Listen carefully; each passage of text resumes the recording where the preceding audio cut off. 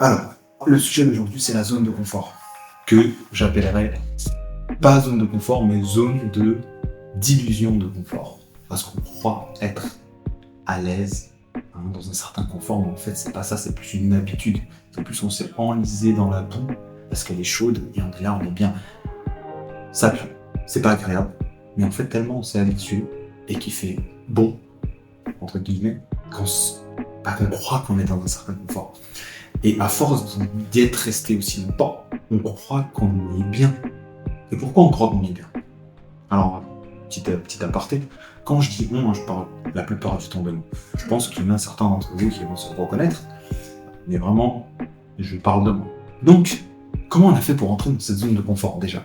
Première chose plus importante, c'est que on croit que dans la vie, il faut arriver à des objectifs. Donc, et objectifs qu'on se met dans la tête. Et, encore une fois, ces objectifs-là, la plupart du temps, ils ont été inculqués, rentrés dans notre tête par d'autres personnes. Que ce soit notre environnement, notre culture, nos parents, l'école, qui la plupart du temps, depuis qu'on est très jeune. Donc, il faut avoir un métier, il faut bien travailler, il faut avoir une situation stable. Ou à l'inverse, pas avoir une situation stable, il ne faut pas travailler pour quelqu'un, il faut être marié, il faut avoir des enfants. Surtout, il faut rester célibataire et sortir avec toutes les meufs du monde. Toutes ces choses-là, on croit en fait que c'est nous, mais en vrai, je pense que on est tous d'accord. La majorité des choses qu'on fait, on dit, ce n'est pas nous. Sauf pour ceux qui ont réellement fait ce travail-là, de d'éplucher en fait toutes les carapaces, toutes les choses en fait qui sont un peu qu'on fait inconsciemment en mode pilote automatique. Ils ont épluché, ils ont posé à plat, qu'ils ont regardé une par une toutes les habitudes, toutes les choses qu'ils disent, toutes les choses qu'ils font.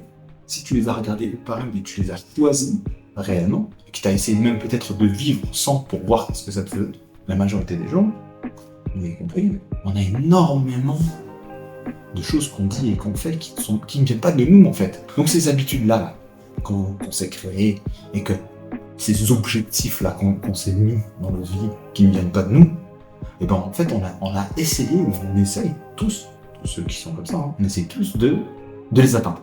Et quand on l'atteint, logiquement, qu'est-ce qu'on essaie de faire? De le garder.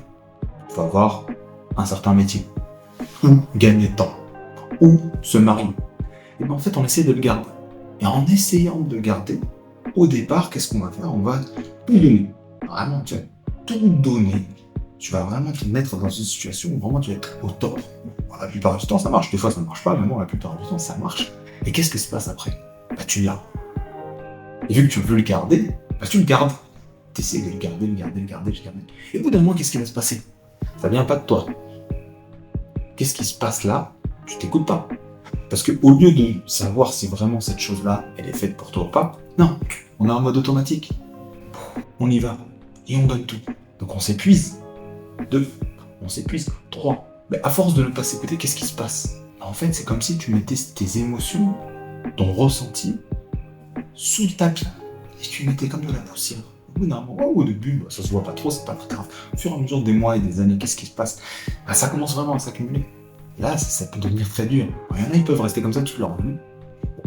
Alors, peut-être qu'ils sont heureux comme ça, et peut-être que c'était leur objectif, et tant mieux. Je me dis quand même, si tu te poses pas la question régulièrement de comment je me sens, là tout de suite, comment je me sens en faisant ça, en me disant ça, en étant comme ça. Bon, je sais qu'on n'est pas là tout le temps à se dire ouais, il faut être tout le temps joyeux, tout le temps en bonne santé, tout le temps à 100% de son énergie, je suis d'accord. Ça, c'est une fausse utopie qui n'existe pas et que je pense que ceux qui cherchent ça, c'est une bonne utopie. Il y a des hauts et des bas, ouais. Mais quand même, je pense, au moins moi, je me posais pas rarement, voire jamais la question de comment je me sens. Donc qu'est-ce qui se passe? T'as tout ce qu'il faut dans la vie.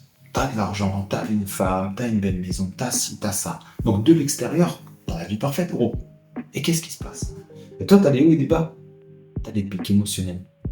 T'as des moments où tu te sens ultra énergétique, ultra motivé, tu vas te lever tôt, tu vas faire ton sport, tu vas faire ci, tu vas bosser comme un ouf, tu vas prendre d'autres projets, wow, tu vas gagner encore plus d'argent, tu vas t'occuper de ta femme encore mieux. Et il y a des moments, pour rien du tout, creux. total. Pendant des années, j'ai cru que c'était normal, parce que moi j'ai écouté des vidéos, j'ai suivi des gens, j'en ai parlé, je suis parti voir un psy. Et au début, je me suis dit, ça fait partie de la vie, c'est les saisons du corps, des émotions. Mais en réalité, qu'est-ce que j'essayais de faire au moment où j'étais au plus bas? Et au moment où j'étais au plus haut aussi. Je ne m'écoutais pas, en fait. J'étais juste là, en train de toujours être en haut.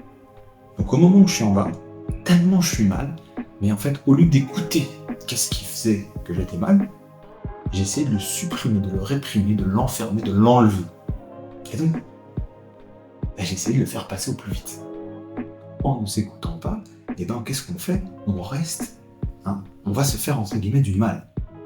Et on se fait du mal, on va croire qu'il faut juste prendre un médoc, aller voir le médecin, aller prendre des vacances, et ça ira mieux. Et on n'essaye même pas de savoir c'est quoi déjà la douleur.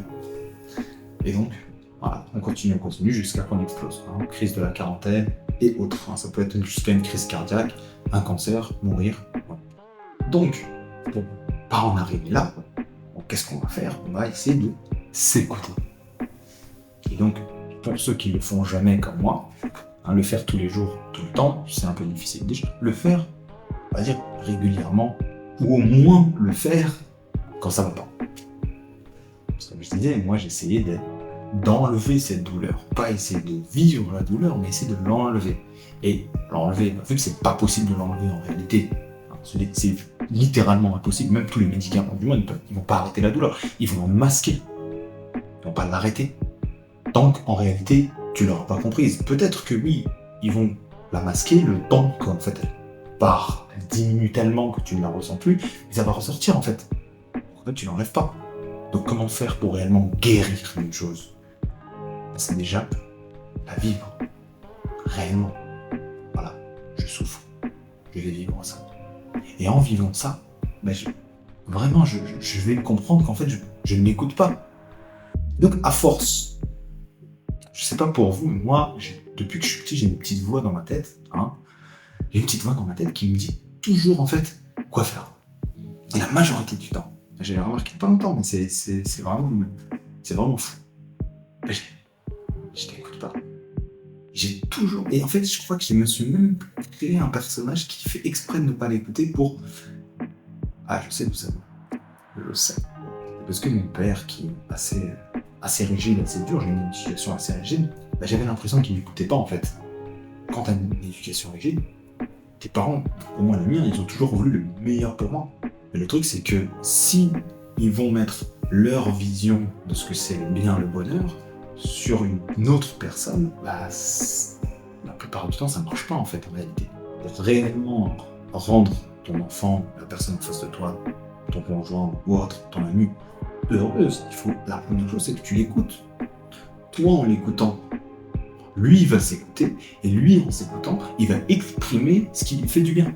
Si toi, avec ton expérience, t'es là en train de mettre ce que tu crois être le bonheur, en plus le pire, c'est que pourtant, tu n'es même pas heureux. Tu crois que tu aurais pu être heureux si tu avais, donc tu vas tester ça, entre guillemets, sur ton enfant ou ton conjoint. Si ça, c'est pas la chose la plus égoïste du monde, je sais pas qu'est-ce que c'est.